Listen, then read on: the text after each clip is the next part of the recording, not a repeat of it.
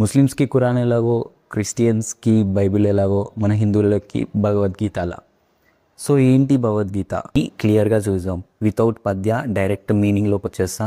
Only main topic మాత్రమే చెప్తా క్లియర్గా. యుద్ధంలో అర్జునుడి కోరిక మేరకు శ్రీకృష్ణుడు రథాన్ని ఆపుతాడు. అర్జునుడు ఉభయ సైన్యంలో తండ్రులను, గురువులను, మేనమామలను, సోదరులను, మనుమలను చూసి హృదయం ద్రవించిపోతుంది, అంటే మెల్ట్ అయిపోతుంది. సున్నితమైన మనస్తత్వం కదా అర్జునుడిది. సో నాకు విజయము వద్దు, రాజ్య సుఖము వద్దు అని ధనుర్బాలని కింద పడేస్తాడు. అలా కింద పడేసి బాధపడుతున్న అర్జునుడిని చూసి శ్రీకృష్ణుడు అంటాడు, దుఃఖింప తగని వారిని గూర్చి దుఃఖించుట అనుచితము.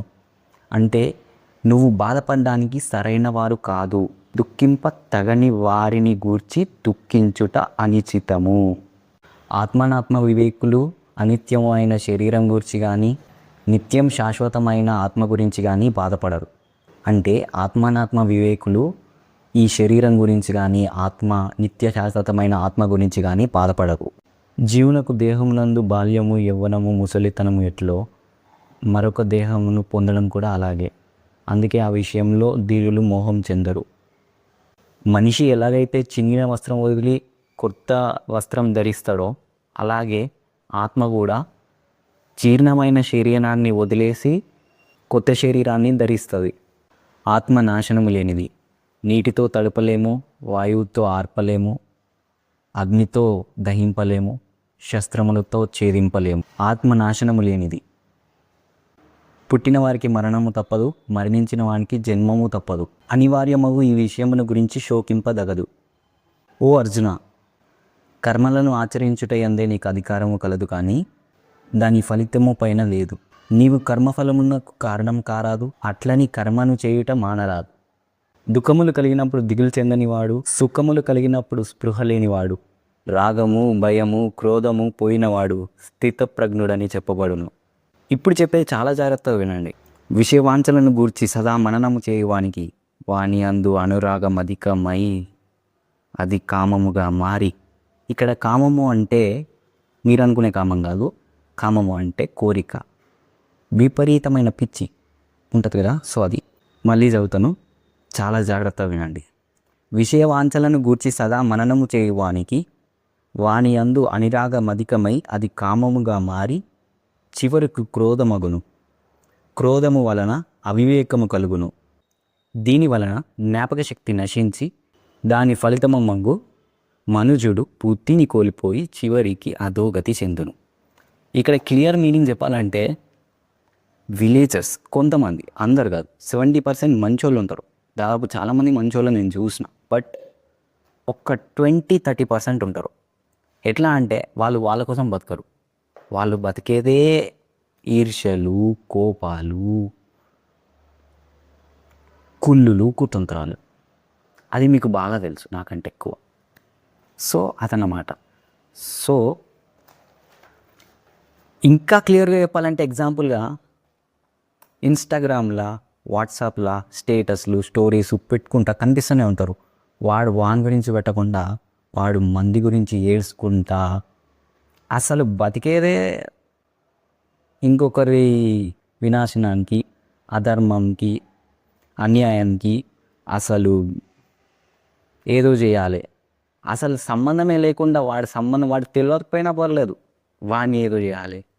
అసలు వానికి వీనికి పరిచయం కూడా ఉండదు. అన్ని పిచ్చి పిచ్చి వేసాలు వేస్తారు కదా. సో దాని గురించి ఇక్కడ క్లియర్గా చెప్తున్నాను.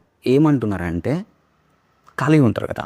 సో విషయ వాంఛలను గూర్చి సదా మననము చేయువానికి వాని యందు అనురాగం అధికమై అది కామముగా మారి చివరికి క్రోధమగును. క్రోధము వలన అవివేకము కలుగును. దీని వలన జ్ఞాపక శక్తి నశించి దాని ఫలితంకు మనుజుడు బుద్ధిని కోల్పోయి చివరికి అధోగతి చెందును. ఆత్మజ్ఞానపూర్వక కర్మానుష్ఠానము, బ్రహ్మప్రాప్తి సాధనము కలిగిన జీవుడు సంసారమున బడక సుఖైక స్వరూపమైన ఆత్మప్రాప్తిని చెందగలడు. అర్జున, ఈ లోకంలో ఆత్మనాత్మ వివేకము గల సన్యాసులను జ్ఞానయోగము చేతను, చిత్తశుద్ధి గల యోగీశ్వరులకు కర్మయోగము చేతను ముక్తి కలుగుచున్నది. సృష్టి ఆది అందు నాచే చెప్పబడి ఉన్నది. అంటే ఇక్కడ ఏంటంటే 2 types ఆఫ్ పీపుల్. ఒకటి ఆత్మనాత్మ వివేకము, సన్యాసులు వాళ్ళ గురించి. రెండోది కర్మానుష్ఠానము, కర్మని ఆచరించుకునే వాళ్ళు. ఈ రెండిటి చేత మానవ జన్మకి ముక్తి లభించుచున్నది. అన్నం వలన జంతుజాలము పుట్టును, వర్షం వల్ల అన్నము సమకూరును, యజ్ఞము వల్ల వర్షము కలుగును, ఆ యజ్ఞము కర్మ వలననే సంభవం. పార్థ, నాచే నడపబడు ఈ లోకమును చక్రమును బట్టి ఎవడు అనుసరింపడో వాడు ఇంద్రియలోలుడై పాపజీవనుడగుచున్నాడు. అట్టివాడు వ్యర్థుడు. జ్ఞాని కానివాడు సదా కర్మలను ఆచరించుచూనే ఉండవలెను. సో ఇక్కడ మీనింగ్ ఏంటంటే, శ్రీకృష్ణుడు నడిపే ఈ లోకమును బట్టి చక్రమును బట్టి ఎవడు అనుసరించడో వాడు ఇంద్రియలోలుడై పాప జీవనము అనగొడుచున్నాడు. అటివాడు వ్యర్థుడు. జ్ఞాని కానివాడు సదా కర్మలను ఆచరించుచూనే ఉండవలను. అంటే వానికి ముక్తి ప్రసాదించదు. ఈ జన్మల కర్మఫలం ఏది? దుష్కర్మల ఫలితం. మళ్ళీ వచ్చే జన్మలో కూడా దుష్కర్మల ఫలితం అనుభవించాలి. మళ్ళీ ముక్తి ప్రసాదించదు, ముక్తి దొరకదు. మళ్ళీ జన్మెత్తాలి, ఈ జన్మలో కూడా అనుభవించాలి వాడు చేసిన దుష్కర్మలకి. జ్ఞాని కానివాడు సదా కర్మలను ఆచరించుకునే ఉండాలి. ఉత్తములైన వారు దేనిని ఆచరించురో దానినే ఇతరులను కూడా ఆచరిస్తారు. ఉత్తములు వేణిని ప్రమాణంగా అంగీకరించురో లోకమంతా దానినే అనుసరిస్తుంది. అర్జున, నీవనర్చు సమస్త కర్మలను నాయందు సమర్పించి జ్ఞానము నిష్కాముడవై అహంకారం లేనివాడవై సంతానము వదిలి యుద్ధము చేయుము. చక్కగా అనుష్ఠింపబడిన పరధర్మము కన్నా గుణము లేనిదైనను స్వధర్మమే మేలు. పరధర్మం స్వధర్మం అంటే ఏంటంటే, పరధర్మం అంటే ఇతరుల డ్యూటీస్, అంటే ఇతరులని ఫాలో అవ్వడం. లైక్ స్వధర్మం అంటే మన డ్యూటీస్, మనది మనం చేయాల్సిన పనులు, మనం చేసేవి ఏమున్నా స్వధర్మం. ఇతరులకు సంబంధించినవి పరధర్మము. సో అదే చెప్తున్నారు ఇక్కడ. చక్కగా అనుష్ఠింపబడిన పరధర్మం కన్నా గుణము లేనిదైనను స్వధర్మమే మేలు. అట్టి ధర్మాచరణమున మరణము సంభవించినను మేలే. పరధర్మము భయంకరమైనది, ఆచరణకు అనుచితమైనది. ఇక్కడ ఎగ్జాంపుల్ ఏం చెప్పాలంటే, కర్ణుడు ఉన్నాడు. కర్ణుడు ఎవరిని ఫాలో అయ్యిండు? దుర్యోధనుడిని. అంతే కదా, దుర్యోధనుని ఫాలో అయ్యిండు. అసలు టర్నింగ్ పాయింట్ ఎక్కడి నుంచి ఎక్కడికి వెళ్ళింది? పరధర్మం కన్నను స్వధర్మమే మేలు. ఆయన డ్యూటీస్ ఆయన సక్రమంగా నిర్వర్తించుంటే, పొగ చేత అగ్ని, మురికి చేత అద్దము, మావి చేత శిశువు ఎట్లా కప్పబడునో అట్లు కామం చేత జ్ఞానము కప్పబడి ఉన్నది. ఏ కాలమున ధర్మమునకు హాని కలుగునో అధర్మము వృద్ధి నొందునో ఆయా సమయముల యందు శిష్ట రక్షణ దుష్ట శిక్షణ ధర్మ సంరక్షణ కొరకు ప్రతి యుగమున అవతారం దాల్చుచున్నాను. అనురాగము భయము క్రోధము వదిలి నాయందు మనసు లగ్నం చేసి ఆశ్రయించిన సత్పురుషులు జ్ఞానయోగము చేత పరిశుద్ధులై నా సాన్నిధ్యమును పొందిరి. ఎవరెవరు ఏ విధముగా నన్ను తెలియజేయకున్నారో వారిని ఆయా విధములుగా నేను అనుగ్రహించుచున్నాను. కానీ ఏ ఒక్కరి యందు అనురాగము కానీ ద్వేషము కానీ లేవు. So no partiality, everyone is equal. ఎవని కర్మాచరణములు కామ సంకల్పం కావో, ఎవని కర్మలు జ్ఞానమును నిపుచే కాల్పబడినవో అటివాడిని పండితులను విద్వాంసులను పలుకుదురు. 100 శ్లోకాలు ఉన్నాయి కాబట్టి డైరెక్ట్ పద్యాలు చదవకుండా భావాలే చదువుతున్నా. సో మీకు తొందర అయిపోతుంది, ఈజీగా అయిపోతుంది. యజ్ఞపాత్రము బ్రహ్మము, హోమ ద్రవ్యము బ్రహ్మము, అగ్ని బ్రహ్మము, హోమము చేయువాడు బ్రహ్మము, బ్రహ్మకర్మ సమాధి చేత పొందునగు ఫలము కూడా బ్రహ్మమనియే తలంచవలయము. శ్రద్ధ ఇంద్రియ నిగ్రహము గలవాడు జ్ఞానమును పొందుటకు సమర్థుడగును. అట్టి జ్ఞాని ఉత్కృష్టమైన మోక్షమును పొందును. కర్మ సన్యాసములు రెండును మోక్షసోపన సాధనములు. అందు కర్మ పరిత్యాగము కన్నా కర్మానుష్ఠానమే శ్రేష్టమైనది. అంటే కర్మను త్యాగం చేయడం కన్నా కర్మానుష్ఠానమే చాలా గొప్పది. ఎవడు ఫలాపేక్ష కాంక్షింపక బ్రహ్మార్పణముగా కర్మలను ఆచరించును అతడు తామరాకుకు నీటి బిందువు వలె అంటిన రీతిగా పాపమును చిక్కబడడు. ఎవని అజ్ఞానము జ్ఞానము చేత నశింపబడునో అతనికి జ్ఞానము సూర్యుని వలె ప్రకాశించి పరమార్థతత్వము చూపును. విద్యా వినయ సంపన్నుడగు బ్రహ్మానియందు శునక మాంసము వండుకొని తినివాని యందును పండితులు సమదృష్టి కలుగును. దేహత్యాగమునకు ముందు ఎవడు కామక్రోధాది హరిషడ్వర్గములను జయించునో అట్టివాడు యోగి అనబడును. ఎవడు ఇంద్రియములను జయించి దృష్టిని భ్రూమధ్యమును నిలిపి ప్రాణమును వాయువులో స్తంభింపజేసి మనస్సుని బుద్ధుని స్వాధీన మనర్చుకొని మోక్షసుక్తుడై యుండునో అట్టివాడే ముక్తుడనబడును. సకల యజ్ఞ తప ఫలములను పొందువానిగను సకల ప్రపంచ నియామకునిగాను నన్ను గ్రహించిన మహనీయుడు మోక్షమును పొందుచున్నాడు. అర్జున, సన్యాసమని దేనినందులో దానినే కర్మయోగమనియు అందురు. అట్టి ఎడ సంకల్పత్యాగమనర్పిన వాడు యోగి కాజాలడు. అంటే ఇక్కడ మీనింగ్ ఏంటంటే, ఒకవేళ మనం సన్యాసం కోసం మనం చేయవలసిన కర్మలను త్యాగం చేస్తే వారు యోగి కాజాలడు. యుక్తాహార విహారాదులు కర్మాచరణము గలవానికి ఆత్మ సంయమ యోగము లభ్యము. గాలి లేని చోట పెట్టిన దీపము నిశ్చలముగా ప్రకాశించులాగానే మనోనిగ్రహము కలిగి ఆత్మయోగభ్యసించిన వాని చిత్తము నిశ్చలముగా నుండును. సకల భూతములయందు సమదృష్టి కలిగిన వాడు అన్ని భూతముల తనయందు తనని అన్ని భూతములయందును చూచుచుండును.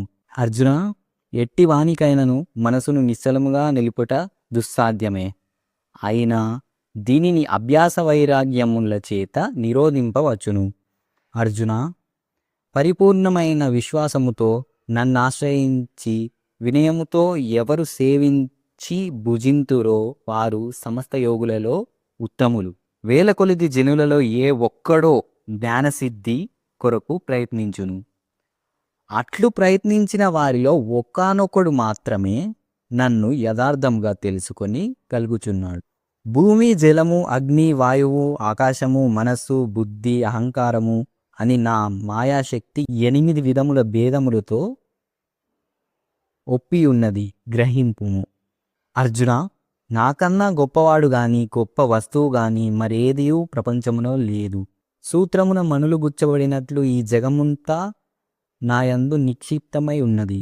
భూమియందు సుగంధము, అగ్నియందు తేజము, ఎల్ల భూతములయందు ఆయువు, తపస్సులయందు తపస్సు నేనుగా ఎరుగును. పార్థ, త్రిగణాత్మకము దైవ సంబంధముగా నా మాయ అతిక్రమింపరానిది. కానీ నన్ను శరణుజొచ్చిన వారికి ఈ మాయ సులభ సాధ్యము. ఆర్తులు, జిజ్ఞాసులు, అర్ధకాములు, జ్ఞానులు అను 4 విధములైన పుణ్యాత్ములు నన్ను ఆశ్రయించుచున్నారు. జ్ఞాన సంపన్నుడైన మానవుడు అనేక జన్మలెత్తిన పిమ్మట విజ్ఞాని అయి నన్ను శరణమొందుతున్నాడు. ఎవడు అంత్యకాలమున నన్ను స్మరించుచు శరీరము వదులుచున్నాడో వాడు నన్నే చెందుచున్నాడు. అర్జున, ఎవడు అభ్యాస యోగముతో ఏకాగ్ర చిత్తమున దివ్య పురుషుడైన మహాపురుషుని స్మరించునో అట్టివాడు ఆ పరమ పురుషుణ్ణే చెందుచున్నాడు. ఆ మహాపురుషుడే సర్వజ్ఞుడు, పురాణ పురుషుడు, ప్రపంచమునకు శిక్షకుడు, అణువుకన్నా అణువు, అనూహ్యమైన రూపము కలవాడు, సూర్యకాంతి తేజోమయుడు, ఆజానందకారమున కన్నా ఇతరుడు. ఇంద్రియగోచరము కాని పరబ్రహ్మము శాశ్వతమైనది, పునర్జన్మరహితమైన ఆ ఉత్తమ పదమే పరమపదము. జగత్తునందు కృష్ణములనేడి 2 మార్గములు నిత్యములుగా ఉన్నవి. అందు మొదటి మార్గము వలన జన్మరహిత్యము, రెండవ దాని వలన పునర్జన్మ కలుగుచున్నవి. యోగి అయినవాడు వేదాధ్యముల వలన యజ్ఞ తపోదానాదుల వలన కలుగు పుణ్యఫలమున ఆశింపక ఉత్తమమైన బ్రహ్మ పదవిని పొందగలడు. పార్థ, ప్రళయకాలమున సకల ప్రాణులను నాయందు లీనమగుచున్నవి. మరల కలాది అందు సకల ప్రాణులను నేనే సృష్టించుచున్నాను. ఏ మానవుడు సర్వకాల సర్వావస్థలయందునో నన్నే ధ్యానించుచున్నాడో అట్టి వాని యోగక్షేమములు నేనే వహించుచున్నాను. ఎవడు భక్తితో నాకు పత్రమైనను, పుష్పమైనను, ఫలమైనను, ఉదకమైనను ఫలాపేక్షరహితముగా సమర్పించుచున్నాడో అట్టి వానిని నేను ప్రీతితో స్వీకరించుచున్నాను. పార్థ, నాయందు మనసు లగ్నము చేసి ఎల్లకాలమునందు భక్తి శ్రద్ధలతో స్థిరచిత్తుడువై పూజించితినేమి నన్నే పొందగలవు. కశ్యపాది మహర్షి సప్తకము సనక సనందనాదులు స్వయంభూ ఆదిమానవులు నా వలననే జన్మించిరి, పిమ్మట వారి వలన ఎల్ల లోకమందలి సమస్త భూతములు జన్మించెను. పండితులు నాయందు చిత్తము గలవారై నాయందే తమ ప్రాణములుంచి నా మహిమాన భావమెరింగి ఒకరికొకరు ఉపదేశములు గావించుకొనుచు బ్రహ్మానందము నన్ను భవించుచున్నారు. సమస్త భూతముల మనసులందున్న పరమాత్మ స్వరూపుడైన నేనే. వాని ఉత్పత్తి పెంపు నాశనమునకు నేనే కారముకుడును. వేదములలో సామవేదము, దేవతలలో దేవేంద్రుడు, ఇంద్రియములలో మనస్సు, ప్రాణులందలి బుద్ధి నేనే.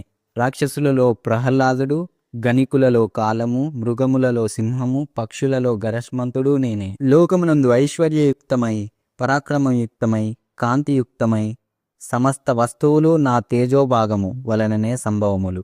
పార్థ, దివ్యములై నానా విధములై అనేక వర్ణములై అనేక విశేషములు గల నా స్వస్వరూపమును కనులారా దర్శింపుము.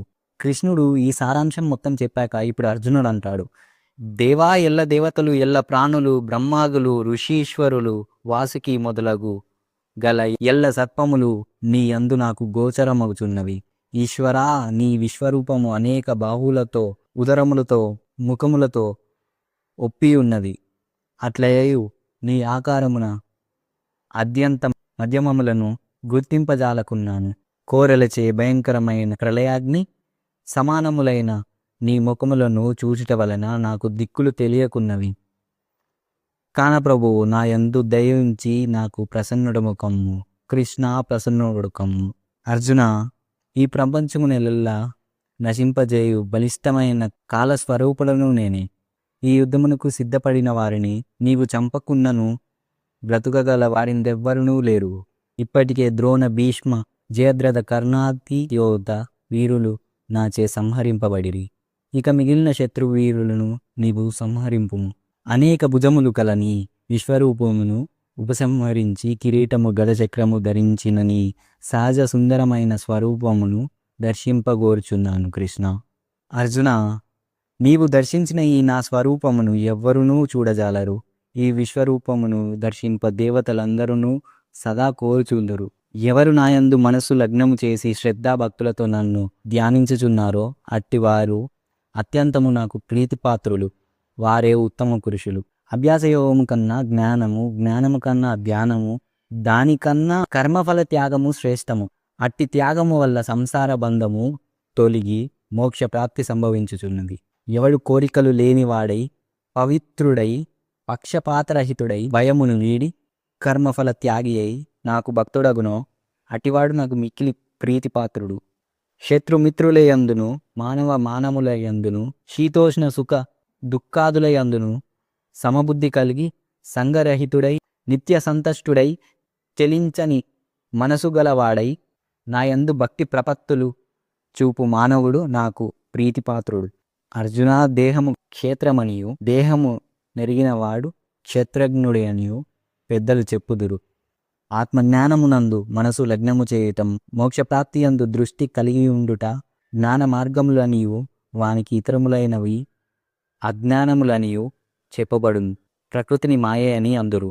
అది శరీర సుఖ దుఃఖాదులను తెలియజేయును. క్షేత్రజ్ఞుడు ఆ సుఖ దుఃఖములను అనుభవించుడు.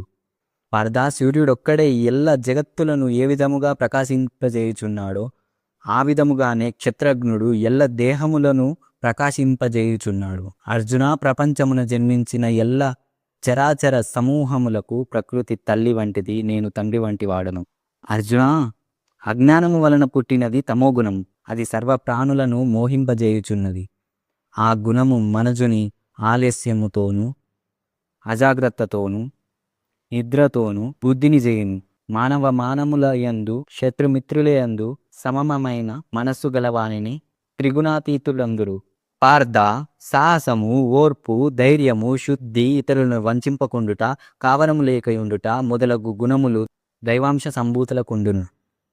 అట్లే డబ్బు, గర్వము, అభిమానము, క్రోధము, కఠినపు మాటలాడుట, అవివేకము మొదలగు గుణములు రాక్షసాంశమున బుట్టిన వారికి ఉండును. కామ, క్రోధ, లోభములు ఆత్మను నాశనము చేయును. అవి నరక ప్రాప్తికి హేతువులు. కావున వానిని వదిలివేయవలను. శస్త్ర విషయముల ననుసరింపక యచ్చ మార్గమున ప్రవర్తించువాడు సుఖసిద్ధులను పొందజాలడు, పరమపదము నందజాలడు.